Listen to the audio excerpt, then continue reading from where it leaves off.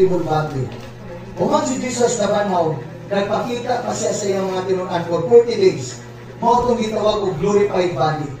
Muna iyon si Jesus sa John 11 verse 25, ako ang pagkabanaw ng kinabuhi. Si bisan kinsa nga mutuo ka nako, dili mamatay, apan mabuhi. Kay dunay himpit na kinabuhi, unsa na kinabuhi, human aning kinabuhi nato karon. Kay dunay pagkabanaw sa tanan nga mituo kang Kristo. O niya ang good news karon, kay ang kamatayon sa taong naay Jesus, kadaugan alam kanato.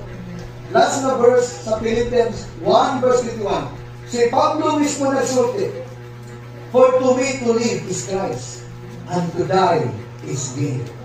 O sa iyo ni Pablo, alam kanato ang pagkinabuhi mao si Kristo. Kaya ang akong kamatayon, ginansya. Kung ikaw negosyante, di ka musugot nga maginansi. Amen? Gusto ta o ginansya. Ang tinuod na ginansya sa kinabuhi, pakaisunan, kanang naay Kristo ang atong kinabuhi. Amen?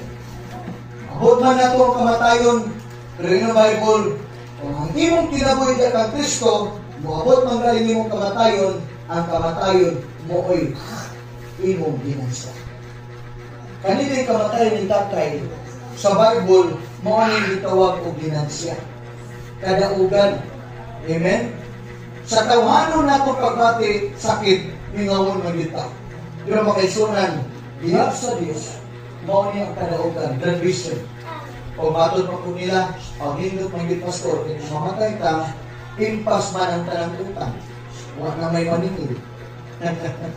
No, makaisunan, ang Bible is very clear na ang kamatayon sa taong naay Diyos. Muna si Pablo ingon, whether I live or I die, I belongs to the Lord. Now, makaisunan, paliko na kong pangutana, andam na ba ka sa imong kinabuhi? Kung andam ka sa imong kinabuhi, padayon, lahutay, mga lagat ka sa Diyos, matag-adlaw sa imong biyahe, kauban imo ang Diyos. Ambot pasabot diya nga mo prebil ang gugma. O prebil ang kinaya sa Ginoo.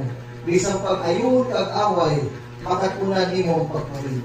Bisan ayuhon kag maritis, makapasaylo ka agad. Ngano, kaya ang atong itanaw, kining kinabuhi humanan. Aron nga mahimot ang channel, mahimot ang panalangin, magsugod nato.